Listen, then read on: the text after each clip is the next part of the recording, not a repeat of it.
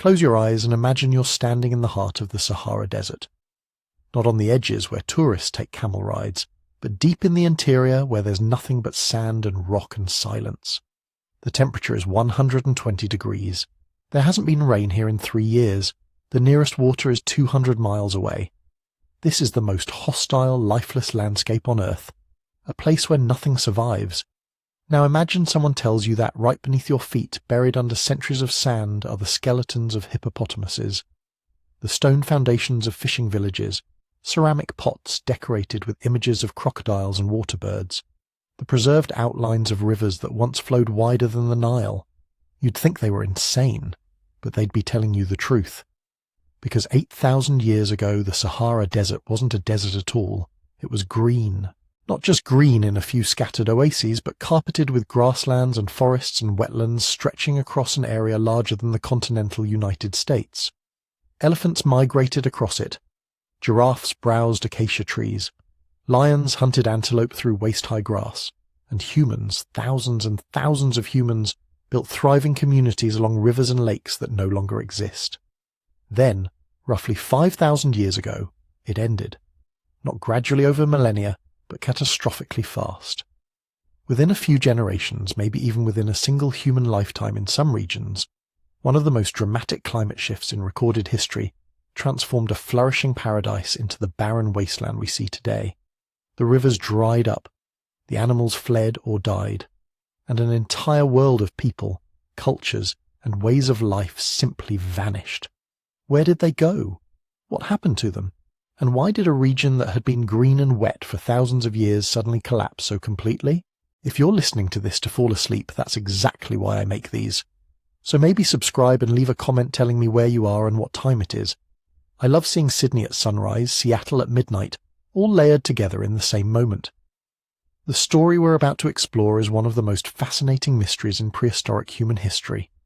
We're going to travel back through thousands of years, from the frozen wasteland of the last ice age to the explosive greening that followed, through the rise of the Green Sahara's extraordinary ecosystem, the arrival of humans who turned it into something like civilization, and finally to the collapse that buried it all beneath the sand. We'll look at the rock art they left behind, images painted on canyon walls that still survive today, showing scenes of daily life in a world that seems impossible now. We'll follow the archaeological evidence of who these people were, how they lived, what they created, and we'll investigate the theories about what caused such a dramatic shift, and whether it happened suddenly or slowly, and what the latest science tells us about the end of the Green Sahara. This isn't just ancient history. It's a window into how quickly our world can change, and what happens to human societies when the environment they depend on transforms beneath their feet. If you're the kind of person who finds these prehistoric mysteries fascinating, we've actually put together a whole book exploring lost worlds and vanished civilizations. You can find it at sleepytimehistory.com. But for now, let's go back, way back, to a time when the Sahara was drowning in ice and snow, and no one could have imagined it would ever be green.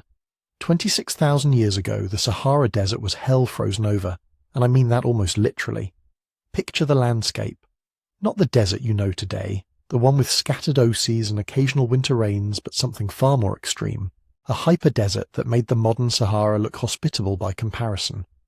Sand dunes stretch from the Atlantic coast almost to the Nile Valley. An unbroken ocean of barren rock and shifting sand covering an area larger than Australia.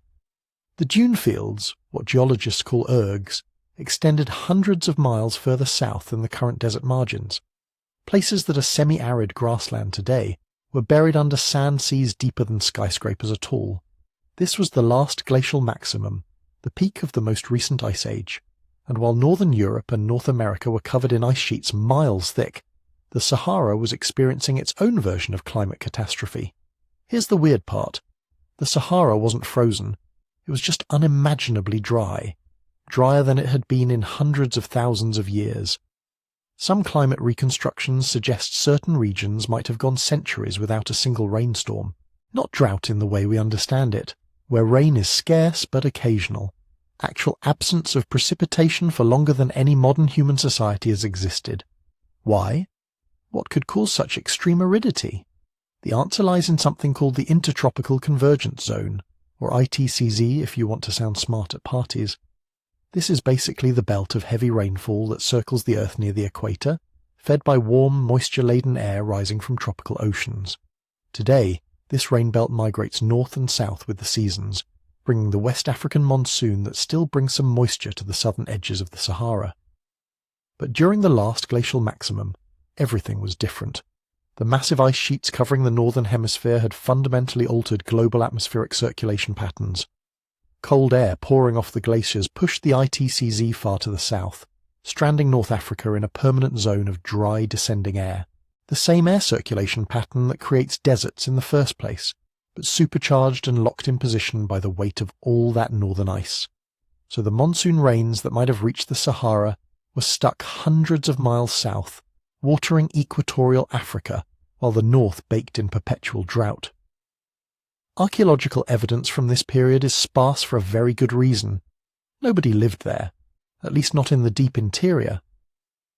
A few hardy groups probably clung to Mediterranean coastal zones in the north, or Nile Valley refugees in the east, but the vast central Sahara was essentially lifeless. Not even the hyper-adapted desert animals we see today, just rock and sand and wind. Geologists can read the evidence of this hyper-aridity in the landscape itself. Core samples taken from ancient lake beds that later filled during wetter periods show distinct layers of wind-blown dust from the last glacial maximum. Not clay or organic sediment that would indicate some water and life, but pure Aeolian deposits, technical speak for dust that blew in on the wind because there was literally nothing else. The few water sources that did exist were probably similar to what you find in the driest parts of the Atacama Desert today. Maybe underground aquifers breaking the surface in scattered locations, possibly some fog harvesting in coastal zones where moisture from the Atlantic could condense on rocks overnight, but nothing that could support more than the most minimal existence. This went on for thousands of years, 7,000 years of hyper-aridity at minimum, possibly longer depending on the region, generation after generation of humans living elsewhere, probably not even knowing that the vast wasteland to their north existed. No reason to explore it, no resources to exploit, no archaeological evidence that anyone even tried. But here's where the story gets interesting, because the same celestial mechanics that had created this nightmare were slowly, imperceptibly preparing to reverse it. The Earth wobbles, not dramatically, not in ways you'd notice watching the sky, but over thousands of years, our planet's orientation relative to the Sun shifts through predictable cycles. These are called Milankovitch cycles, named after the Serbian mathematician who figured out their connection to ice ages in the early 20th century. There are three main cycles: the shape of Earth's orbit around the Sun, which varies from nearly circular to slightly elliptical over about 100,000 years; the tilt of Earth's axis, which oscillates between 22.1 and 24.5 degrees over 41,000 years; and the wobble of that axis, called precession, which completes a full cycle every 26,000 years.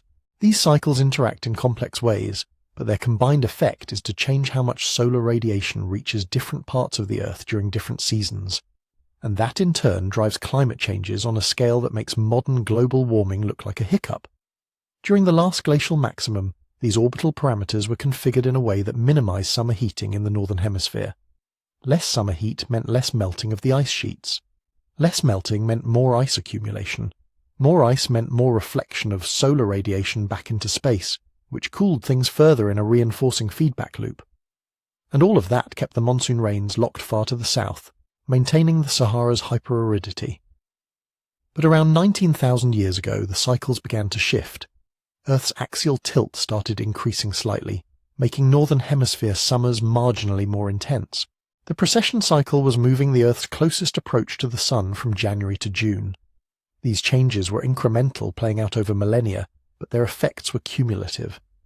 By about 14,500 years ago, something remarkable began to happen. The northern ice sheet started melting, not collapsing entirely, not yet, but thinning around the edges. This changed atmospheric circulation patterns. The cold air masses that had been suppressing the ITCZ weakened, and the rain belt, which had been confined to equatorial regions for thousands of years, began creeping north. At first, the changes would have been subtle, maybe one rainstorm per decade instead of none. perhaps a few isolated pools forming in low-lying areas, then evaporating. The kind of changes that would be invisible in a human lifetime, maybe even across several generations. But the orbital forcing was relentless. Every year the northern hemisphere received slightly more summer solar radiation. Every year the ice sheets released a bit more meltwater. Every year the ITCZ nudged fractionally northward. The Sahara was still a hyperdesert. The sand seas were still lifeless. No one living at the time would have noticed anything changing. But beneath the surface, invisible in the atmospheric circulation patterns and ocean currents and slowly shifting ice sheets, a transformation was building. The same celestial mechanics that had created the desert were preparing to destroy it. Within a few thousand years, the most dramatic greening event in recent geological history would turn the Sahara into something that would seem impossible to modernize. But that transformation required a trigger, a final push that would unlock all that potential and flood the desert with rain. And when it came fast. Around 14,500 years ago, the first rains began to fall, not everywhere, not consistently, but in scattered locations across the southern Sahara. Moisture that hadn't touched the ground in millennia began to condense, form clouds and finally release. Maybe just a few millimeters of precipitation per year at first, barely enough to dampen the surface dust. But it was something. After 7,000 years of absolute aridity, the desert was receiving water again. This was the beginning of what climate scientists call the African Humid Period, a climatic phase that would last roughly 9,000 years and transform the largest desert on Earth into a landscape that would be unrecognizable today. But calling it a humid period almost undersells how radical the transformation was. This wasn't just the desert getting a bit more rain. This was a fundamental reorganization of North African climate that would turn sand seas into savannas and extinct river systems into networks of lakes and wetlands. The mechanism behind it was elegant in its simplicity. Remember those Milankovitch cycles slowly changing Earth's orbital parameters? By 14,500 years ago, they had increased northern hemisphere summer insolation to levels significantly higher than today. More summer sunlight meant more heating of the North African landmass. More heating meant stronger temperature contrasts between the land and the adjacent Atlantic and Indian Oceans. And stronger temperature contrasts meant the West African monsoon, which had been weak and confined to equatorial regions for thousands of years, suddenly supercharged. Warm, moisture-laden air that had been rising over the Gulf of Guinea began pushing northward with unprecedented strength. The same atmospheric conveyor belt that brings summer rains to the Sahel today extended hundreds of miles further north, carrying precipitation deep into what is now absolute desert. But here's where it gets really interesting. The initial rainfall triggered a cascade of feedback loops that amplified the effect exponentially. This wasn't a gradual linear greening. This was a climate system flipping from one stable state to another in geological terms, practically overnight. The first feedback was vegetation. Those initial rains, sparse as they were, allowed drought-resistant grasses and shrubs to take root in areas that had been barren for millennia. These plants stabilized sand dunes that had been mobile for thousands of years. Fixed dunes meant less dust blown into the atmosphere. Less atmospheric dust meant the air could hold more moisture. More moisture meant more rain, which meant more vegetation, which meant less dust. The cycle reinforced itself. Within centuries, not millennia, dune fields were being colonized by grasslands. Archaeological evidence from multiple sites shows this transition happening almost simultaneously across vast areas. Sand that had been actively migrating, burying everything in its path, suddenly locked in place under mats of vegetation. The ergs were dying, being devoured by an advancing wave of green. The second feedback involved surface water. As vegetation spread, more rainwater soaked into the soil instead of evaporating immediately. This recharged ancient aquifer systems that had been dormant since the previous humid period, over 100,000 years earlier. Springs began flowing in areas where no surface water had existed in human memory. Dry wadis, geological scars from previous wet phases, started carrying water again during the rainy season. Some of these became permanent rivers. More surface water meant more local evaporation. More evaporation meant more atmospheric moisture. More atmospheric moisture meant more rain. Another reinforcing loop, each element amplifying the others. The third feedback was albedo, the reflectivity of the Earth's surface. Bare sand and rock reflect a lot of solar radiation back into space, but vegetation and water absorb it, converting it to heat that drives convection and cloud formation. As the Sahara greened, it darkened. As it darkened, it absorbed more energy. As it absorbed more energy, it generated stronger monsoon circulation, which brought more rain, which encouraged more vegetation. By 10,000 years ago, the transformation was complete. The Sahara Desert had effectively vanished. Not entirely, there were still arid zones, particularly in the eastern reaches where the monsoon influence was weaker. But across vast swathes of what is now uninhabitable wasteland, something extraordinary had emerged. Satellite radar imaging has revealed the full scale of what existed. Beneath the modern sand, invisible to optical satellites but clear as day to ground-penetrating radar, lies a network of ancient river channels covering hundreds of thousands of square miles. These weren't seasonal streams. These were permanent river systems, some of them comparable in size to major modern African rivers. The Tamanrasset system drained the central Saharan highlands westward toward the Atlantic. The Kufra and Tibesti systems collected rainfall from massive watershed areas and fed it into huge paleolakes. The largest of these was Megalake Chad.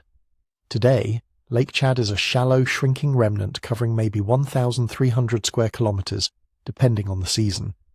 But during the African Humid Period's peak, roughly 7,000 to 5,000 years ago, this lake system covered an area larger than all of North America's Great Lakes combined. Some reconstructions put it at over 400,000 square kilometers, a freshwater inland sea in what is now the heart of the Sahara Desert, with shorelines hundreds of miles from the modern lake's maximum extent. Sediment cores from the Paleolake beds tell us it wasn't just big, it was deep. In some areas, over 150 meters. Deep enough to develop its own circulation patterns, its own microclimates, its own aquatic ecosystems that would rival any modern African lake. And it wasn't alone. Dozens of other paleolakes dotted the Saharan landscape, each one a pocket of abundance in what had been desolation. This wasn't a desert anymore. This was a wetland. And it was about to become something even more remarkable. Because water doesn't just enable life, it attracts it. And something was coming. Picture a hippo skull the size of a small car, half buried in sand, 300 miles from the nearest permanent water. That's what archaeologists found in the Tenere Desert in 2005. Not ancient fossilized bone from millions of years ago, but relatively fresh remains, maybe 6,000 years old. The kind of preservation you'd expect from something that died recently in geological terms. Except the Tenere is one of the most arid places on Earth. Annual rainfall measured in single-digit millimeters. No surface water for hundreds of miles in any direction. The kind of landscape where even thinking about a hippopotamus seems absurd. But the skull is real, and it's not alone. Across the Sahara, from Mauritania to Sudan, from the Mediterranean coast to the Sahel, the desert is littered with evidence of an ecosystem so rich, so biologically diverse, that it challenges everything our modern experience tells us about what a desert can be. Crocodile bones in dry lake beds, catfish vertebrae the size of dinner plates scattered across gravel plains, elephant remains in areas that haven't supported large mammals in recorded history. The fossil record doesn't just suggest the Sahara was different. It proves the Sahara was unrecognizable. When those ancient river systems filled and Megalake Chad reached its maximum extent, they didn't remain empty for long. Animals migrated in from all directions, following the rain, following the vegetation, following the ancient genetic programming that tells large mammals where abundance can be found. From equatorial Africa came elephants, not the desert-adapted relics that cling to marginal Saharan ranges today, but true forest elephants and their savanna cousins, moving in herds across grasslands that stretched unbroken for hundreds of miles. Giraffes followed. The rock art proves it. We'll get to that later, but the bones confirm it. Multiple giraffe species, adapted to different vegetation zones, browsing gallery forests along river corridors, and scattered acacia woodlands in the drier interfluves. Antelope in staggering diversity, from tiny gazelles to massive buffalo-like species. Predators tracking the herds, lions, leopards, wild dogs, hyenas. The full complement of African megafauna, living in what is now the most inhospitable desert on the planet. But it's the aquatic life that really tells the story. Because this wasn't just a wetter Sahara, This was a Sahara dominated by water systems. Nile perch bones show up in Paleolake sediments across the central Sahara. These fish can grow to over 400 pounds. They're apex predators, requiring stable, productive aquatic ecosystems with enough prey fish to support their enormous metabolic needs. Finding their remains in what is now absolute desert isn't just evidence of water, it's evidence of thriving, long-lasting lake ecosystems with complex food webs and sustained productivity over thousands of years. Crocodiles were everywhere, not just in the major lakes, but in smaller water bodies, rivers, even seasonal pools that persisted long enough to support breeding populations. Archaeological sites across the Sahara yield crocodile remains with striking regularity. Some show butchery marks, evidence that humans were hunting these enormous reptiles. Others appear to have died naturally, their bones accumulating in ancient waterholes that gradually dried and were buried by advancing sand. The most remarkable crocodile find might be from the Tassili Najjar Plateau in southern Algeria, a place that today receives maybe 50 millimeters of rain per year and supports almost no permanent life. But in rock pools that only fill after rare storms, researchers found crocodile bones dated to around 5,000 years ago. The animals had been trapped when their water source evaporated, a preview of what would eventually happen to the entire Saharan ecosystem. Hippos were the true signature species of the Green Sahara. Their remains turn up with remarkable frequency, often in places that seem impossible. A complete hippo skeleton 400 kilometers from Lake Chad's current maximum extent. Multiple hippo sites in the Hoggar Mountains, now a hyper-arid highland. Hippo bones in the Fezzan region of Libya, scattered around the shores of paleolakes that dried up 6,000 years ago. Hippos are useful indicators because they're hyper-specialized. They need year-round water, deep pools where they can submerge completely during the day, and adjacent grazing land with enough grass to support their massive bulk. Finding hippo remains tells us not just that water existed, but that it was abundant, permanent, and surrounded by productive grasslands. Every hippo fossil is evidence of a stable, rich environment that persisted for generations. The vegetation supporting all this life was equally diverse. Along the major river systems, gallery forests developed, dense ribbons of trees following watercourses the way they do today along East African rivers. Tamarisk, acacia, possibly even fig and palm species. The paleobotanical evidence comes mostly from pollen cores and phytoliths, microscopic silica bodies from plant cells that preserve well in sediments. These show Mediterranean-type woodlands in the highland regions, the Tibesti Massif, Air Mountains, Tassili Najjar. Juniper, olive, possibly oak in the wettest microclimates. Between the water systems stretched vast grasslands. Not the scrub grass of modern Sahel regions, but thick savanna vegetation capable of supporting migratory herds.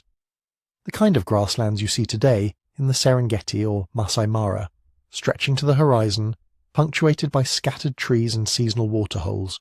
Then there's Gobero, a site in Niger that deserves special attention because it tells the whole story in one haunting location.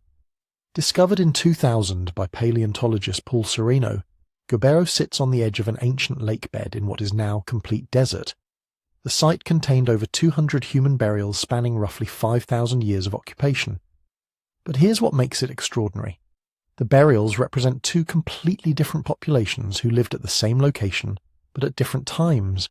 The earlier group, dating to around 10,000 to 8,000 years ago, were tall, robust people who hunted large game and fished the lake. Their graves contained harpoon points, fishing hooks carved from bone, and the remains of enormous fish. The later group, appearing around 7,000 years ago after a gap in occupation, were smaller, gracile people who kept domestic cattle.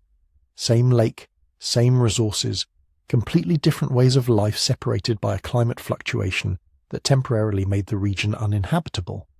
Both groups buried their dead with care, sometimes with grave goods, sometimes in elaborate positions, and around the burials, mixed in the same sediments, were the bones of the animals they lived alongside: hippos, crocodiles, fish, antelope, cattle. A cross-section of the entire Green Sahara ecosystem, preserved in one archaeological site now surrounded by sand dunes and absolute silence. This wasn't a marginal environment where humans barely survived. This was abundance. This was a world as rich as any in Africa, and people were about to make it home. They weren't the first humans to ever cross the Sahara. Not even close. For hundreds of thousands of years, earlier human species had migrated through North Africa during wetter periods, following game and seasonal resources. But the people who moved into the greening Sahara around 10,000 years ago were different. These were modern humans, anatomically and behaviorally identical to us, carrying the full toolkit of symbolic thinking, complex language, and technological innovation that had been refined over hundreds of thousands of years, and they were walking into an Eden. The archaeological term for the earliest wave is Kiphian, named after a burial site in northern Niger. But that name is misleading because it suggests a single unified culture. What really happened was more like a land rush. As the rains returned and the grasslands expanded, human populations that had been compressed into refuge zones along the southern Sahel and the Nile Valley began spreading northward. They came from different groups, spoke different languages, had different traditions. What united them was opportunity. The Green Sahara was opening up, and there was room for everyone. The Kiphian sites in Niger give us our clearest picture of these early pioneers, dating to roughly 7,700 to 6,200 BCE. They represent communities who specialized in exploiting the new lake systems. These weren't small, gracile people scraping by on marginal resources. Skeletal analysis shows they were tall, some individuals over 6 feet, with robust bone structure indicating lives of physical labor and abundant protein. This wasn't survival. This was thriving. Their primary adaptation was fishing, but not the simple hook and line fishing of earlier periods. These people developed barbed harpoons carved from bone, sophisticated tools that required understanding of materials, leverage, and the behavior of large fish. Archaeological sites at Gobero yielded harpoon points alongside the bones of Nile perch and catfish weighing over 100 pounds. Landing fish that size from dugout canoes takes skill, strength, and most importantly, accumulated knowledge passed down through generations. This was specialized expertise, but they weren't just fishers. The faunal remains at Kiphian sites show exploitation of basically everything the environment offered. Antelope bones with butchery marks. Hippo remains showing evidence of systematic processing. Small mammal bones, bird bones, turtle shells. These people were ecological generalists in the best sense, capable of shifting their subsistence strategies as seasons and conditions changed. Fish abundant this month? Focus on fishing, herds migrating through, time for a hunt, resources scarce. Fall back on gathered plant foods and small game. The burial practices tell us something equally important. These people had developed concepts of the sacred, the meaningful, the worthy of preservation beyond death. At Gobero, bodies were placed in flexed positions, knees drawn up, sometimes facing specific directions. Grave goods accompanied many burials, polished stones, bone tools, most remarkably jewellery carved from hippopotamus tusks. Someone took the time to harvest ivory from one of the most dangerous animals in Africa, shape it into ornaments, and place it with the dead. That's not survival behaviour, that's culture. Further north, in what is now Libya and southern Algeria, other groups were developing their own traditions. Sites in the Caucasus Mountains and Tassili Naja show human occupation beginning around the same period, but with different emphasis. These highland communities had access to different resources, forests and sheltered valleys, seasonal streams, and mountain game species. Their toolkits reflect this.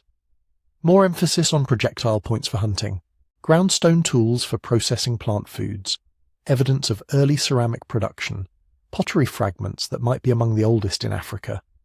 In the Fezzan region of Libya, communities settled along the shores of paleo lakes that have now been dry for 6 millennia. The archaeological record there shows something fascinating, evidence of seasonal mobility. These groups weren't sedentary villagers. They moved, following resources through annual cycles. Wet season camps near the lakes where fishing was productive. Dry season camps near reliable water sources in the highlands. They left behind scatters of stone tools, hearth sites, processing areas where animals were butchered and plants prepared. The archaeological signature of people who knew their landscape intimately and exploited it expertly. What's striking is the diversity. Recent DNA analysis of ancient human remains from across North Africa shows multiple distinct populations moving into the greening Sahara from different source regions. Some carried genetic signatures linking them to East African populations. Others showed connections to Mediterranean groups. Still others appeared to derive from populations that had refuged in the Sahel or West African highlands during the arid maximum. They weren't one people. They were many peoples, all responding to the same climatic opportunity. This created something like a mosaic, each region of the Sahara developing its own local traditions, while remaining connected through trade and occasional gene flow. Stone tool types show both local distinctiveness and surprising similarities across thousands of miles, suggesting knowledge transfer between distant communities. Ochre, that red mineral powder used for body decoration and ritual purposes, shows up at sites across the entire Sahara, despite natural sources being limited to specific geological formations. Someone was trading it, carrying it hundreds of miles from source to destination, and they were already developing spiritual practices that would define Saharan cultures for millennia. Burials weren't just pragmatic disposal of bodies, they were ceremonies. Some individuals received elaborate treatment, multiple grave goods, careful positioning, ochre staining on bones suggesting body painting or shroud decoration. Others were buried simply, but still with clear intentionality. This suggests social differentiation, not rigid hierarchies necessarily, but recognition that some individuals held special status. Skilled hunters, perhaps, ritual specialists, elders with crucial knowledge. These were the founders, the first people to truly inhabit the Green Sahara as a homeland rather than a territory to cross. And they were about to do something that would change everything. They were going to start making art. Picture this.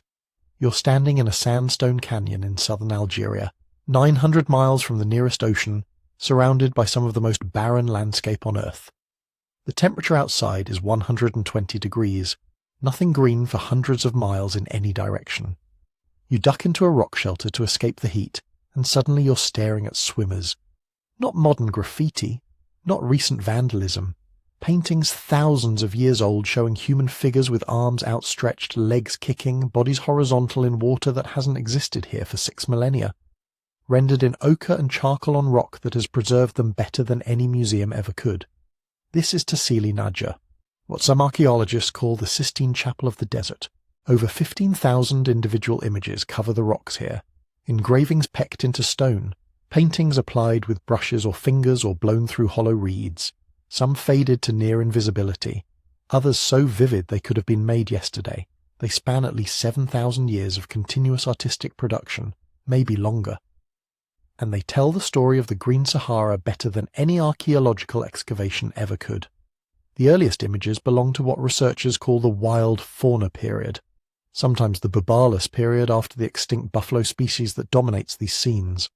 Dating roughly from 10,000 to 6,000 BCE, these are the works of the first inhabitants, the hunter-gatherers who moved into the greening desert. And the animals they depicted were massive. Giant buffalo with horns 6 feet across, rendered in careful proportion showing every muscle and tendon. Elephants carved into cliff faces at such scale you can make them out from a quarter-mile away. Rhinoceros, hippopotamus, giraffe, the entire lost megafauna of the Sahara frozen in stone by artists who knew these animals intimately. Who hunted them, who watched them at waterholes and studied their behavior and understood their anatomy well enough to depict them with anatomical precision. But here's what's strange. Many of these animals are shown without hunters, just the creatures themselves, sometimes in herds, sometimes solitary. Why spend hours pecking an image into solid rock if not to commemorate a successful hunt? Maybe these weren't hunting magic at all. Maybe they were something else. Documentation, memory, the simple act of recording what existed, what mattered, what defined the world. Then came the Roundhead period, and everything gets weird. Around 8,000 BCE, a new artistic tradition appears in the Tassili galleries that doesn't look like anything before or after. Human figures, yes, but rendered in a completely different style. Large, abstract, sometimes enormous, painted beings 10 feet tall dominating rock panels. Their heads are round and often featureless, or decorated with strange patterns that might be masks, might be scarification, might be something we can't even conceptualize. Some show elaborate body decorations, patterns of dots and lines covering torsos and limbs. Others appear to float, limbs positioned in ways that suggest movement or dance or ritual postures. A few seem to show multiple arms, or bodies merging with animals, or transformations we can only guess at. The pigments are different too, rich reds and yellows and whites applied thickly, almost three-dimensionally. Theories about the round-head figures have spawned entire academic careers and considerable fringe speculation. Shamans in trance states, ritual dancers wearing ceremonial masks, spirit beings from mythology. One particularly optimistic hypothesis suggested they were ancient astronauts, which tells you more about the desperation to explain them than anything else. The truth is simpler and more frustrating. We don't know. We can't know. Whatever these images meant to the people who made them died with their culture. What we can say is this: the round-head period represents a fluorescence of ritual and symbolic activity, unlike anything in earlier African rock art. These weren't quick sketches. They were major undertakings, some requiring scaffolding to reach high rock faces, others involving the preparation of specialized pigments and tools. Someone invested serious time and resources into creating them. That investment suggests they mattered deeply to the communities who made them. Around 6000 BCE, everything changes again. The pastoral period begins, and suddenly, the rock art becomes a visual encyclopedia of daily life.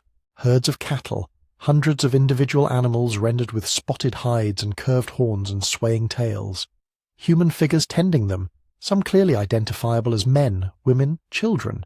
Scenes of milking, of cattle being led to water, of camps with dome-shaped structures that might be the earliest depictions of pastoral dwellings. This is the era when the Sahara was most densely inhabited, and the art reflects it. We're looking at snapshots of communities who had figured out how to thrive in this landscape. The detail is extraordinary. You can identify specific cattle breeds, count the number of people in a hunting party, see the types of weapons they carried, the containers they used for water and milk, the clothing they wore or didn't wear. At Wadi Mathendus in Libya, one panel shows a line of cattle being driven to water by herders carrying sticks, while dogs run alongside keeping the herd together. This is observational realism, the work of artists recording their world with journalistic precision. Other sites expanded the visual record. The Caucasus Mountains in Libya preserve similar traditions, thousands more images showing the same transition from wild fauna to domestic herds. The Enedi Plateau in Chad, at the southern edge of the Sahara, contains galleries where the paintings show tropical species alongside desert animals, documenting the ecological transition in real time. What the art reveals beyond individual images is continuity and change. The same rock faces were used for thousands of years, each generation adding its own images, sometimes directly over earlier works. This wasn't desecration. This was conversation across time. Later artists engaging with the work of their ancestors, adding new chapters to a visual history that stretched back to the beginning of the Green Age. Then the images begin to change again. The cattle become smaller, fewer.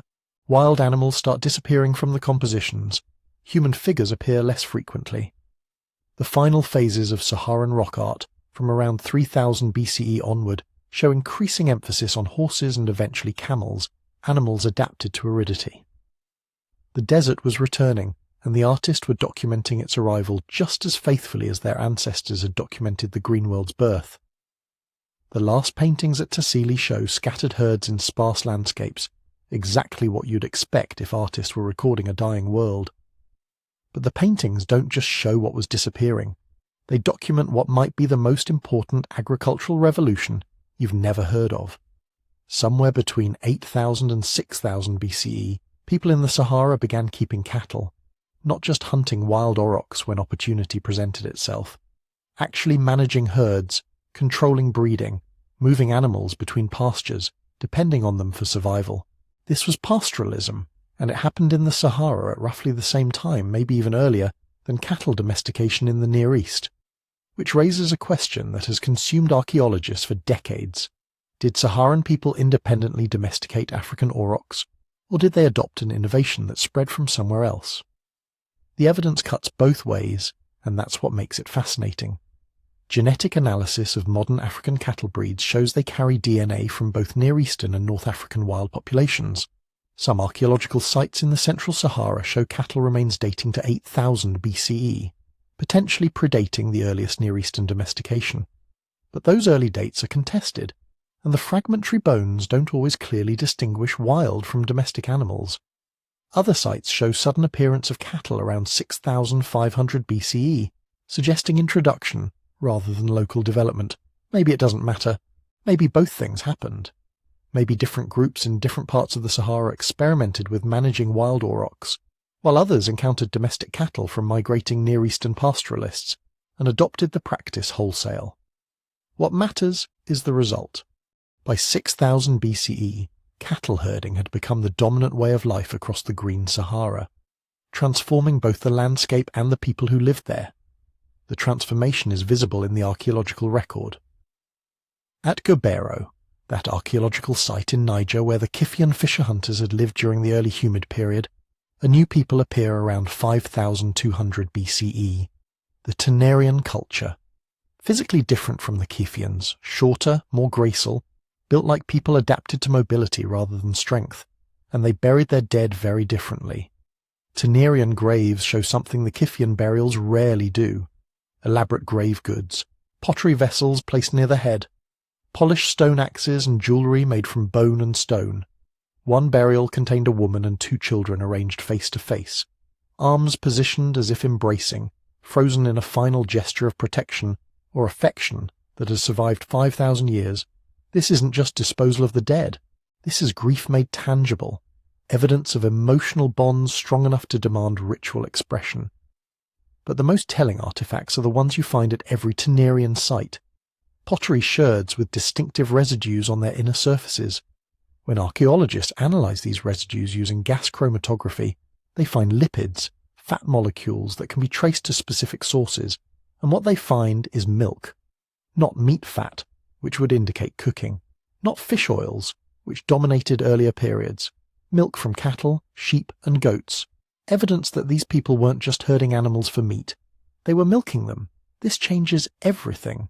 An animal you raise for meat dies once and feeds you for a few weeks. An animal you milk can feed you indefinitely. It's renewable protein and fat, available year-round without depleting your herd. The archaeological evidence suggests Saharan pastoralists figured this out early, possibly developing dairying traditions independently from those emerging in Europe and the Near East. The pottery from Tenarian sites includes vessels perfectly sized for milk storage, some with residues suggesting fermentation, early cheese or yogurt, dairy products that could last longer than fresh milk in hot climates. But keeping cattle in the Sahara required constant movement. Unlike the relatively sedentary fisher hunters who could stay near permanent lakes, pastoralists had to follow the rains. During the wet season, when temporary pools formed across the lowlands and fresh grass sprouted wherever water touched ground, herds could spread out across vast territories. But as the dry season advanced, water sources shrank, and pastoralists had to concentrate around the permanent lakes and rivers that survived year-round. This created a rhythm that structured everything. Seasonal migration routes passed down through generations, knowledge of where water could be found in drought years, understanding of which pastures recovered fastest after grazing, which could be exploited hard without permanent damage. This wasn't random wandering. This was sophisticated land management practiced by people who understood their environment with scientific precision. The social implications were profound. Unlike wild game that anyone could hunt, cattle were property. Mobile wealth that could be counted, compared, accumulated. Some families would inevitably accumulate larger herds through luck or skill or strategic marriage alliances. Others would fall on hard times, losing animals to disease or drought or raids. For the first time in Saharan history, inequality became possible. Not the temporary differences in status that might exist in hunter-gatherer bands, but persistent, heritable wealth that could create genuine social hierarchies. The burial record documents this transformation. Early Tenarian graves show relatively equal treatment, but later burials display increasing variation. Some individuals get elaborate grave goods and prominent burial locations. Others receive minimal ritual attention. The social structure was stratifying, creating the foundations of what we might call social classes: cattle owners and cattle workers, wealthy pastoralists and impoverished dependents, the beginning of the hierarchies that would eventually characterize every agricultural society. Territory became important in ways it never had been before. When you're a hunter-gatherer, the landscape provides what it provides, and everyone shares it. When you're a pastoralist, you need to defend access to the best pastures, the most reliable water sources, the seasonal migration routes your ancestors established. The concept of ownership, of this land being ours and not yours, emerges from the practical requirements of managing livestock across vast distances. Warfare probably intensified. Not the small-scale raids that characterize most hunter-gatherer conflict, but organized violence over resources that actually mattered. Cattle that could be stolen, water sources that could be controlled, pastures that could be defended or conquered. The archaeological record from late Ternarian sites shows increasing fortification of settlements near permanent lakes, defensive positioning, evidence of violent deaths. The Green Sahara was becoming contested ground. But the cattle keepers weren't just herding animals and fighting over water. They were creating something else, something that would force us to rethink everything we assume about where human innovation actually began. Here's a fact that catches most people off guard. Some of the oldest pottery in the world doesn't come from Mesopotamia or the Fertile Crescent, or any of the places we usually associate with early civilization. It comes from the Sahara and the Sahel regions just south of it. We're talking 11,000 to 12,000 years ago. Pottery traditions emerging in North Africa before they appeared anywhere in the Near East, before agriculture, before permanent settlements, before any of the things we typically think must come first. And this isn't crude experimental stuff. The early Saharan pottery is sophisticated, round-bottomed vessels with carefully thinned walls, fired at temperatures that required real skill to maintain. But what's really remarkable is the decoration. Intricate geometric patterns pressed into wet clay before firing. Dots and lines and zigzag motifs arranged in complex designs that appear across sites separated by hundreds of miles. This suggests something profound, shared cultural traditions, aesthetic systems that people recognized and reproduced, visual languages that connected communities across vast distances. When archaeologists analyze residues from inside these ancient pots, they find evidence of cooking, obviously, but also storage, fermentation. These vessels weren't just for immediate use, they were technology for preserving food, processing it, transforming raw ingredients into things that could last through lean times. Some residues suggest the brewing of alcoholic beverages from wild grains. Others show evidence of rendered animal fat stored for later use. This is sophisticated resource management by people who understood chemistry, even if they didn't call it that. But pottery was just the beginning. The archaeological record from the Green Sahara reveals trade networks that would have seemed impossible in such a dispersed landscape. Obsidian tools appearing in sites hundreds of miles from the nearest volcanic source. Amazonite beads, that distinctive green stone moving across territories that would take weeks to cross on foot. Polished stone axes made from rock types that only occur in specific mountain ranges, showing up in lowland settlements far from their origin points. This wasn't casual gift exchange between neighbouring bands. This was systematic long-distance trade, which means people were travelling regularly across the Sahara, following routes that connected resource-rich areas with population centres. It means there were middlemen, individuals or groups who specialised in moving goods between distant communities. It means there were trade languages or protocols that allowed strangers to negotiate and exchange without violence. All the infrastructure of commerce emerging in a landscape we usually imagine as too harsh and empty to support such complexity. Some archaeologists have started asking an uncomfortable question. Should we consider the Green Sahara civilization? Not in the narrow sense of cities and writing and centralized states. Obviously those didn't exist here. But in the broader sense of a culturally unified region with shared traditions, sophisticated technology, and economic integration across vast distances, a civilization without cities, a complex society that never felt the need to build permanent monuments because their architecture was social rather than physical.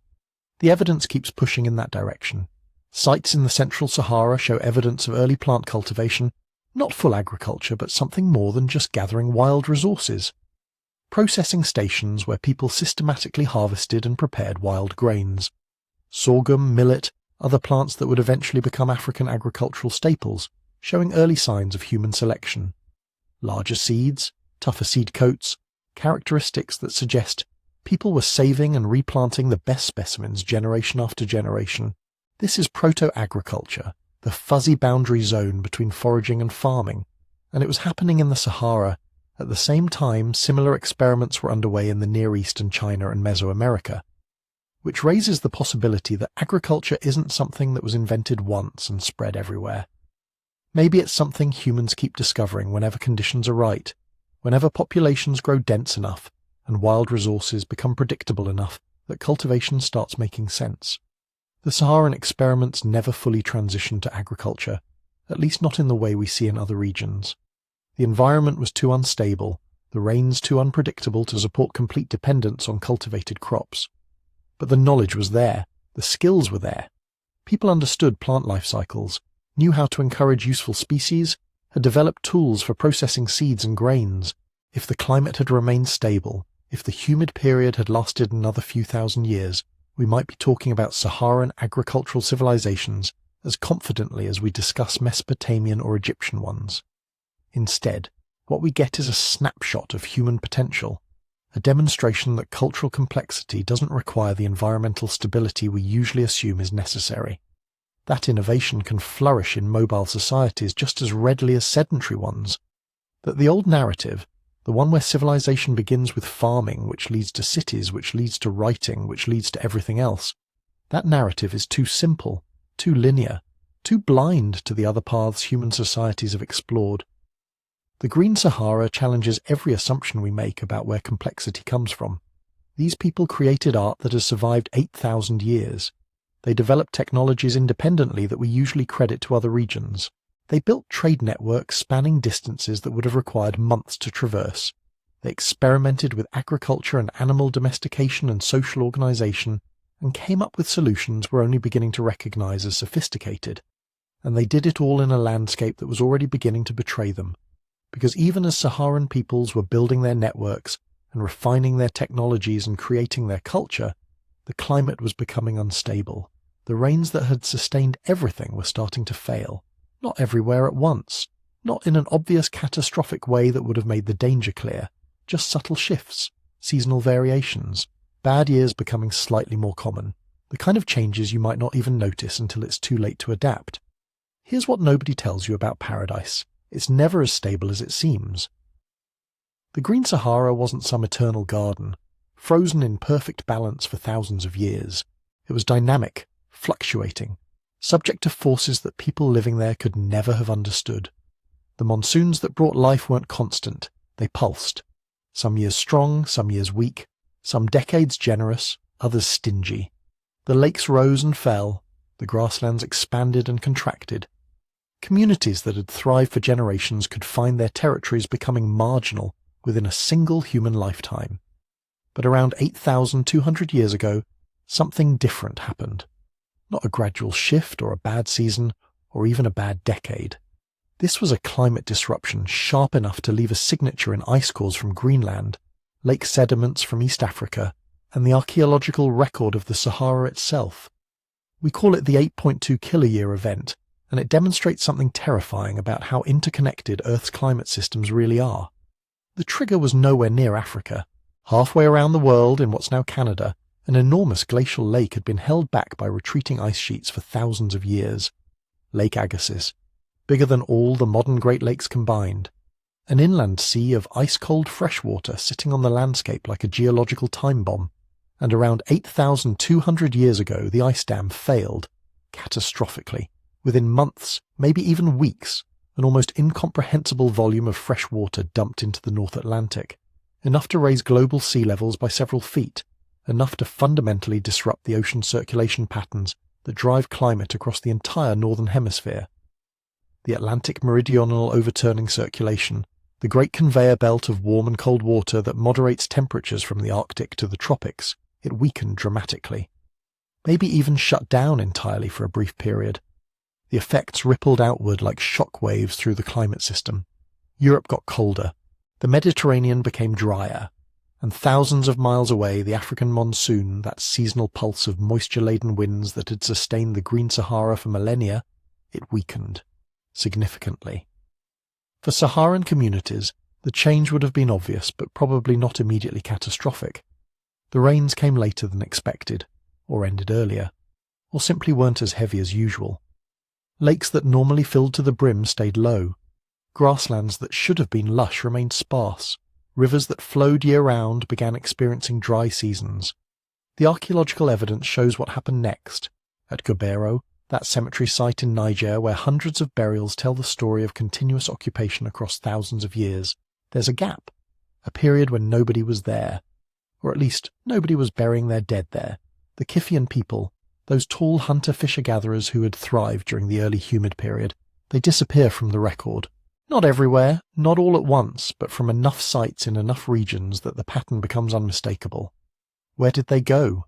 The honest answer is we don't know for certain. Probably they dispersed.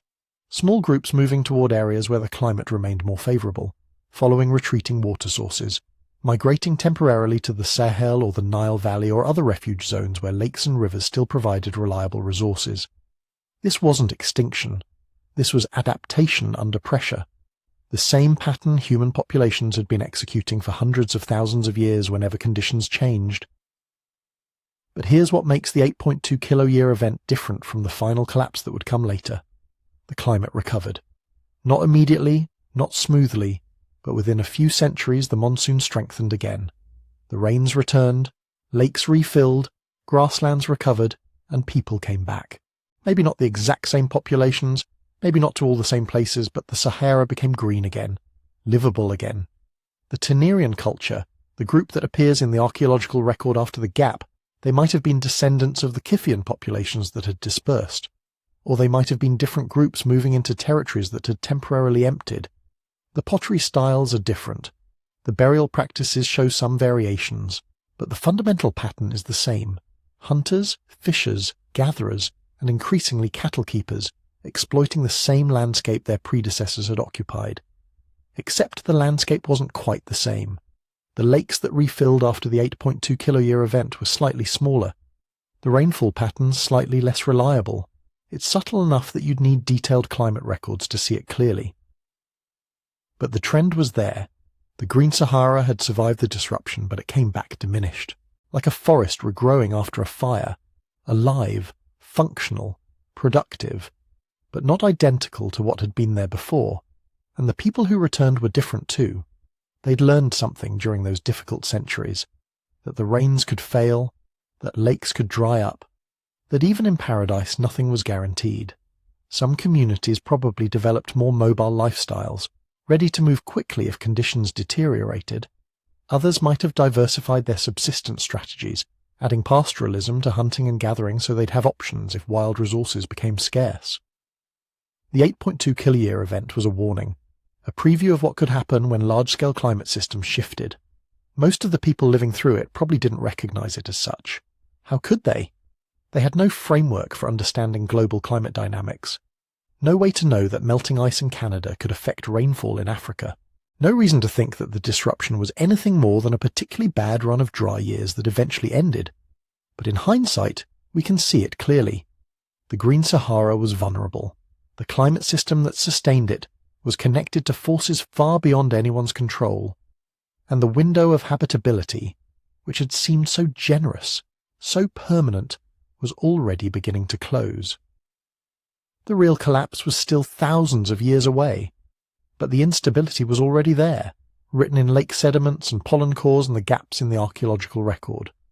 The Sahara had experienced disruption before and recovered, but each recovery was a little less complete, each return of the rains a little less generous. The pattern was established. The trajectory was set. Here's where the story gets complicated, because scientists still argue about what happened next, and the argument isn't some minor academic quibble. It's a fundamental question about how the Green Sahara ended. Did it die slowly over centuries, fading generation by generation as people gradually adapted and migrated? Or did it collapse suddenly, catastrophically, within just a few human lifetimes? The answer matters because it tells us something crucial about how our ancestors experienced the end of their world. The traditional view, the one you'll find in most textbooks, goes something like this. Starting around 7,000 years ago, orbital mechanics began working against the African monsoon. Earth's axial tilt and orbital eccentricity, the same factors that had strengthened summer insolation and pulled moisture-laden winds deep into the Sahara, they gradually shifted. Summer sunlight in the northern hemisphere weakened incrementally, year by year, decade by decade. The monsoon responded by retreating southward. Rainfall decreased. The desert crept in from the north and east, slowly reclaiming territory it had lost during the humid period. This process took about 2,000 years. From roughly 7,000 to 5,000 years ago, the Green Sahara gradually browned. Lakes shrank, rivers dried up, Grasslands gave way to scrubland, then to bare sand. Communities had time to adapt. They could see the changes coming. Lakes that used to fill every year started failing every few years, then every decade. Pastures that had sustained their cattle became marginal. They moved. Gradually, incrementally, following the retreating rainfall southward or toward permanent water sources like the Nile. It's a reasonable scenario. Gradual environmental change producing gradual cultural adaptation. Humanity doing what it does best, responding to pressure with migration and innovation. The end of the Green Sahara was sad, certainly. Paradise lost, but manageable, survivable. Except there's evidence that it didn't happen that way at all. In the 1990s, researchers analysing deep-sea sediment cores off the West African coast found something unexpected. These cores preserve a continuous record of desert dust blown out over the Atlantic. More dust means more desert. Less dust means more vegetation holding the soil in place. It's a direct measure of Saharan aridity going back thousands of years. And the cores show a spike, a dramatic, sharp increase in dust deposition right around 5,500 years ago. Not a gradual rise over millennia. A jump, like someone flipped a switch, and the Sahara transformed from grassland to desert in what looks geologically like an instant. How fast is an instant in geological terms? The resolution of these cores suggests the shift might have happened in less than a century, maybe just a few decades. Within a single human lifetime, the Green Sahara could have collapsed into something recognizable as the modern desert. This is the abrupt collapse hypothesis, and it changes everything about how we imagine the end of this world. The mechanism isn't mysterious. It's the same feedback loop that created the Green Sahara in the first place, except running in reverse. Vegetation attracts rainfall. When plants cover the landscape, they transpire moisture into the atmosphere. They darken the surface, reducing reflected sunlight. They create roughness that enhances rainfall.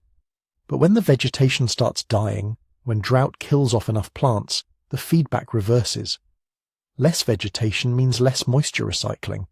Less moisture means more plant death. The soil becomes exposed, reflective, hot. Rainfall decreases further, killing more plants, exposing more soil, reducing rainfall even more. It's a tipping point, a cascade. Once the system crosses a critical threshold, it doesn't gradually decline, it collapses. The same amplifying mechanisms that rapidly greened the Sahara 11,000 years ago could have rapidly destroyed it 5,000 years later. Imagine experiencing that. You're a cattle keeper whose family has lived in the same territory for generations. The landscape has been changing. You're not blind. Lakes have been lower in recent years, dry seasons lasting longer, but this is within the range of normal variation. Your grandparents remember difficult periods too. You adapt, move your herds more frequently, manage your resources more carefully. Then in a single decade, everything breaks. The rains don't just weaken, they fail. Year after year after year, lakes that have been shrinking suddenly dry up completely. Rivers that had become seasonal stop flowing altogether. The grasslands don't just brown, they die. The soil turns to dust. And the cattle, those animals your entire culture depends on, they start dying too. Hundreds, then thousands, then entire herds collapsing from starvation and thirst. You have to move, not eventually, not in some planned migration over generations. Now, this year. Because next year there won't be anything left to sustain life. But here's where it gets even more complicated. More recent research suggests both scenarios are partially right. The Sahara didn't dry uniformly. Some regions, particularly the northern and eastern margins, probably did experience gradual desiccation over centuries. The Mediterranean coastal areas became arid early. The eastern desert dried first. But other areas, particularly around major lake systems in the central Sahara, might have held on much longer. They became refugia, green islands in an expanding desert. Communities could have concentrated in these remaining habitable zones, even as vast territories around them became uninhabitable. Then when these final refugia finally dried up, around 5,500 years ago, that's when you'd see the catastrophic collapse signature in the sediment cores. So the answer to our question isn't either or, it's both. The Green Sahara ended gradually in some places and catastrophically in others. For some communities, there were centuries to adapt. For others, paradise ended within their grandchildren's lifetime. What unified the experience was the ending itself. However it happened, fast or slow, north or south, the result was the same. The largest desert on Earth reclaimed territory it had temporarily lost, and the people who had made their lives there had to leave or die. Most of them left. The question is where they went. They didn't all go in one direction. Basic population dynamics tells us they couldn't have. Put tens of thousands of people on the same migration route, and they'd strip every resource bare within days. Evolution doesn't make that kind of mistake, so they scattered, following different routes toward different refuges, spreading out across the African continent in what might be the largest and most consequential human migration most people have never heard of. Some went east. This was the most obvious choice, really, because everyone knew about the Nile. Even during the wettest phases of the African Humid Period, when the Sahara had rivers and lakes everywhere, the Nile was different. It was permanent, reliable, fed by distant mountains in the heart of Africa. It flowed regardless of local rainfall. When your local lake dried up, when your seasonal river stopped flowing, the Nile was still there, unchanging, eternal. Archaeological evidence shows a steady increase in settlement density along the Nile Valley starting around 6,000 years ago. Then a surge around 5,500 years ago, right when the central Saharan refugia finally collapsed. These weren't small groups either. Entire pastoral communities arriving with their cattle, their traditions, their social structures intact. The Nile Valley, which had been relatively sparsely populated during the African Humid Period, suddenly filled with climate refugees, and something remarkable happened. Within a few centuries of this migration wave, we start seeing the earliest evidence of what would become ancient Egyptian civilization. Not the pyramids yet, not the pharaohs, but the foundations. Pre-dynastic cultures showing signs of social stratification, monumental architecture, organized religion, cattle cults that would eventually evolve into the sacred animals of Egyptian mythology, pottery styles that bear striking resemblances to Saharan traditions from a few centuries earlier. Now, correlation isn't causation. Nobody's suggesting Saharan refugees invented Egyptian civilization single-handedly. But the timing is suggestive.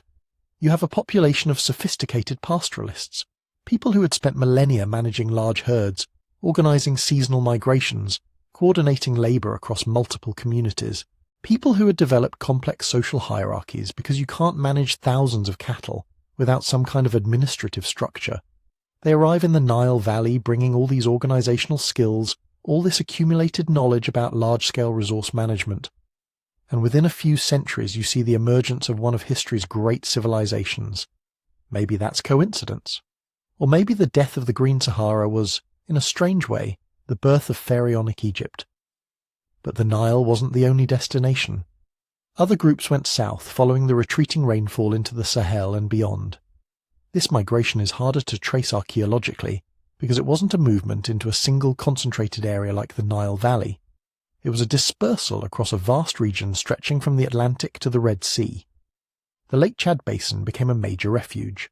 This enormous shallow lake system, fed by rivers from the Sahel, had been large during the African Humid Period. As the Sahara dried, it became one of the last reliable water sources in the region. Pastoral communities concentrated around it, maintaining their cattle-keeping traditions even as the grasslands shrank.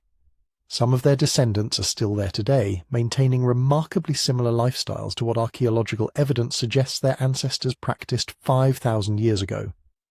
The Niger River became another destination. Communities followed its tributaries westward, establishing settlements that would eventually evolve into some of West Africa's earliest complex societies. The pastoral traditions they brought mixed with existing foraging and early agricultural practices to create new hybrid cultures. Within a few thousand years, these regions would produce their own civilizations, kingdoms and empires that most Western history classes skip right over, but which were just as sophisticated as anything happening in Europe or Asia at the time. The genetic evidence for these migrations is written in modern African populations. Studies of mitochondrial DNA and Y chromosome markers show clear patterns of population movement from the Sahara region into both the Nile Valley and sub-Saharan Africa, starting around 6,000 to 5,000 years ago. The signatures are strongest in pastoral populations, people whose ancestors specialized in cattle keeping. But they show up across wide geographic ranges, suggesting extensive mixing and integration with existing populations. Linguistic evidence tells a similar story. The distribution of language families across North and West Africa preserves echoes of these ancient migrations. Nilo-Saharan languages, which might have originated in the Green Sahara, spread along both eastward and southward routes. Afro-Asiatic languages show similar patterns of dispersal from the Sahara region into the Nile Valley and across the Sahel. These aren't just random distributions. They're exactly what you'd expect from large-scale population movements during the period when the Sahara was drying. Some groups might have gone west toward the Atlantic coast. The evidence here is thinner because coastal archaeology in West Africa is complicated by sea level changes and erosion. But there are hints. Rock art styles similar to Saharan traditions showing up in coastal regions. Pottery techniques that seem to have Saharan origins. Oral traditions among coastal populations that speak of ancestors coming from the interior during times of great drying. What's clear is that this wasn't a simple exodus. It wasn't one people moving in one direction to one place. It was a complex multi-directional dispersal, a shattering of communities that had shared the Green Sahara for thousands of years. Some groups probably maintained connections, trading and intermarrying across vast distances. Others diverged completely, evolving separate cultures and languages as they adapted to new environments. The paradox is almost poetic. The catastrophe that destroyed the Green Sahara scattered its people across Africa, where they helped catalyze some of the continent's greatest civilizations. The end of one world became the seed of many others. Let's follow those Nile-bound refugees closer, because what they brought with them might be one of the most underappreciated origin stories in human history. About 150 miles west of Abu Simbel, deep in the Egyptian Western Desert where nobody has any reason to go unless they're archaeologists or dangerously lost, there's a place called Nabta Playa. It's empty now, just sand and rock and the occasional stone circle that tourists never see, because there's literally nothing else out there. But 7,000 years ago, this was a lake, a seasonal basin that filled with water during the final centuries of the African Humid Period, attracting pastoral communities who brought their cattle here to graze during the wet season. What these people built there is extraordinary. Not villages exactly, not a permanent settlement. Something else, something that suggests they were thinking on scales that we usually don't associate with mobile cattle herders. Stone circles, carefully arranged, some aligned with celestial events, solstices and equinoxes, with an accuracy that implies systematic observation over multiple generations. These aren't crude rock piles. They're engineered structures requiring planning, coordination, probably ritual specialists who maintained astronomical knowledge across time. Some archaeologists think this might be the world's oldest astronomical observatory, predating Stonehenge by 1,000 years or more. But it gets stranger. Buried beneath some of these stone circles are cattle, not butchered for food, ceremonially interred, whole animals placed in shaped sandstone chambers with deliberate care, sacrifices maybe, or religious offerings, evidence of a cattle cult so central to these people's worldview that they devoted enormous labour to honouring the animals they depended on. The radiocarbon dates from Nabta Playa span from about 7,000 to 3,500 BCE, right through the slow collapse of the Green Sahara. These weren't people passing through. They were returning here generation after generation, maintaining these ceremonial structures even as their world dried around them, building a sacred landscape in a place they must have known couldn't last. Then, around 3,500 BCE, it ends. The lake dries permanently, the stone circles are abandoned, and the people who built them vanish from the archaeological record in the Western Desert. But here's where it gets really interesting. Within a few centuries, we start seeing something familiar emerging in the Nile Valley. Pre-dynastic Egyptian sites showing remarkably similar cattle burial practices, the same ceremonial attention to bovines, the same suggestion of complex ritual specialists maintaining traditions across generations. Then there's Hathor, the ancient Egyptian goddess depicted as a cow or as a woman with cow's horns. She's not some minor deity. She's one of the oldest and most important figures in Egyptian religion, associated with the sky, fertility, motherhood, joy. Her cult centres show cattle imagery going back to the very earliest dynastic periods. Some scholars think Hathor preserves echoes of Saharan cattle cults, religious traditions brought by refugees from places like Nabta Playa when their sacred landscapes dried forever. The astronomical knowledge too. Early Egyptian temples show careful solar alignments. The Egyptian calendar itself was based on sophisticated observations of celestial cycles. Where did this knowledge come from? Maybe from people who'd spent centuries maintaining stone circles in the desert, tracking the sun and stars because knowing when the rains would come meant the difference between finding full grazing lands or arriving at dried lake beds. The genetic evidence is subtle, but it's there. Studies of ancient DNA from pre-dynastic Egyptian cemeteries show population changes around 5000 to 4000 BCE, consistent with an influx of people from the West. Not a replacement, not an invasion, an integration. Saharan populations mixing with existing Nile Valley communities, bringing new technologies, new social structures, new religious traditions. Material culture shows similar patterns. Pottery styles that appear in the Nile Valley during the pre-dynastic period bear striking resemblances to ceramics from Saharan sites like Nabta Playa a few centuries earlier. Decorative motifs, manufacturing techniques, functional designs, these aren't independent inventions. They're traditions being carried by migrating communities. And then there's the rock art. This is where it gets almost eerie. Saharan rock paintings show certain repeated motifs. Cattle with exaggerated horns, curved just so. Human figures in ritual poses, arms raised in specific gestures, abstract symbols that might represent water, fertility, spiritual concepts. Fast forward a few centuries and you see remarkably similar imagery appearing in early Egyptian art. The curved horns that would become associated with Hathor, the ritual poses that show up in tomb paintings, the symbolic language that seems to have roots somewhere else, somewhere older. Now we have to be careful here. Egypt's origins are phenomenally complex. The Nile Valley had its own indigenous populations for millennia before the Saharan refugees arrived. There were influences from the Levant, from Nubia, from internal developments that had nothing to do with climate migration. Nobody credible is claiming Saharan refugees invented Egyptian civilization. But they contributed something. The pastoral traditions, the astronomical knowledge, the religious concepts centered on cattle, the organizational experience of managing large herds across seasonal migrations. These Saharan peoples brought a toolkit of skills and ideas that proved remarkably well suited to the challenges of building a complex society in the Nile Valley. Think about what's required to construct a pyramid. Not the engineering, that came later, but the social organization. You need to coordinate thousands of laborers, manage food supplies for massive work crews, maintain administrative hierarchies across multiple generations.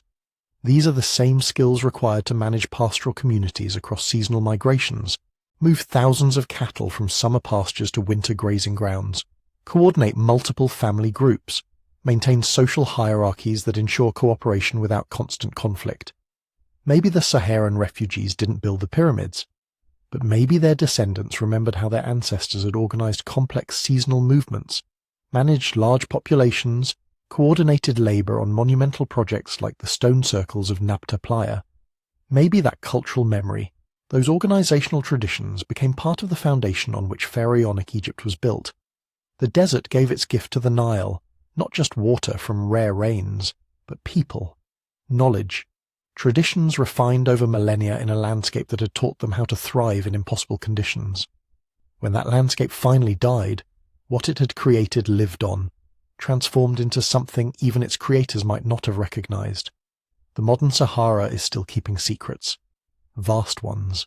The kind that make archaeologists wake up in the middle of the night wondering what's been sitting under our feet this whole time, invisible, waiting. Because here's the thing about sand dunes. They're opaque. You can't excavate the entire Sahara. It's 3.5 million square miles of the most hostile terrain on Earth. Most of it has never been systematically surveyed. Most of it never will be. Traditional archaeology requires walking the landscape, finding surface artifacts, identifying promising sites to excavate. But when your landscape is buried under hundreds of feet of sand that shifts with every storm, surface survey becomes meaningless. So we've been flying blind. For decades, archaeologists have known there must be more sites out there. The few areas where erosion or chance exposure revealed ancient settlements suggested something enormous hidden beneath the dunes. But finding them seemed impossible, like trying to locate specific grains of sand on a beach the size of the continental United States. Then radar changed everything, specifically synthetic aperture radar mounted on satellites. This isn't the radar you're thinking of. It's not detecting objects by bouncing radio waves off their surfaces. It's penetrating deep into dry sand and rock, mapping density variations beneath the surface. Different materials reflect radar differently. Ancient river channels filled with finer sediments than surrounding areas show up as dark lines. Lake beds, compressed and chemically distinct after millennia, appear as smooth patches. Stone structures, even buried ones, create distinctive geometric patterns. In the 1980s, the Space Shuttle flew radar missions over North Africa. The images they brought back were shocking. Beneath the Great Sand Sea, in the absolute emptiness of the Egyptian Western Desert, the radar revealed an entire drainage system, rivers that hadn't flowed for thousands of years, their channels preserved perfectly under the dunes.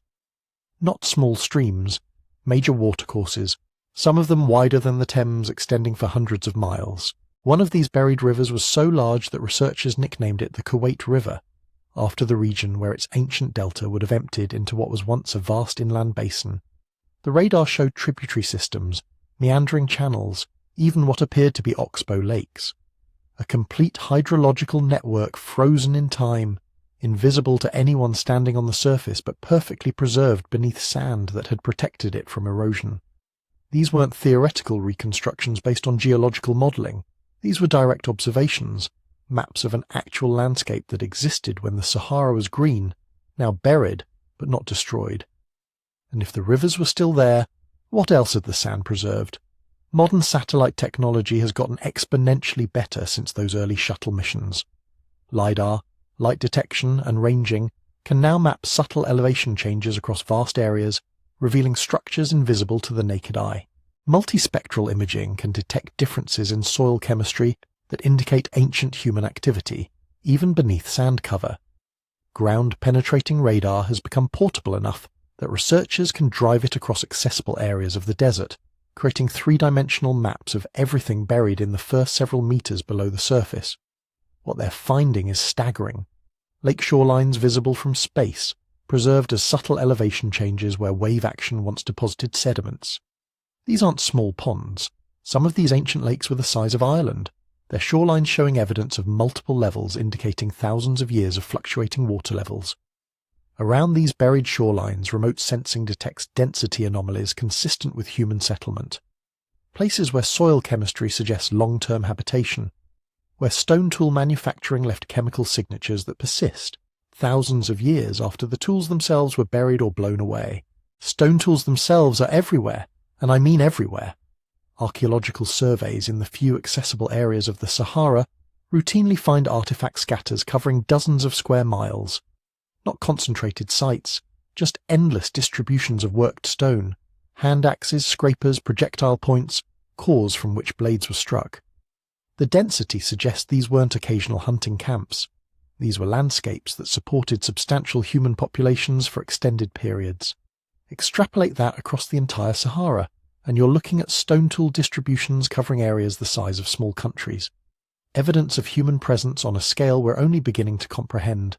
And that's just what's on or near the surface in the tiny fraction of the desert that's been surveyed. What's buried deeper, preserved perfectly beneath protective sand layers, in the millions of square miles that haven't been surveyed at all? Entire settlements, almost certainly. Burial grounds that would revolutionize our understanding of Saharan populations. Art sites that might dwarf anything we've discovered. The technology to find them exists now. The funding, the logistics, the political will to search systematically doesn't. Not yet, but climate scientists are paying attention. Because the Green Sahara isn't just ancient history, it's a case study in catastrophic climate transition, a living laboratory for understanding how complex environmental systems can shift suddenly from one stable state to another. Climate modelers study it obsessively, trying to understand the feedback mechanisms that turned a vegetated landscape into desert in what might have been decades, certainly less than a few centuries. The mechanism seems to be what scientists call positive feedback loops. As the Green Sahara began drying, vegetation died back. Less vegetation meant less moisture recycling. Less moisture meant less rainfall. Less rainfall meant more vegetation dying. The cycle accelerated, feeding on itself until it hit a tipping point beyond which recovery became impossible.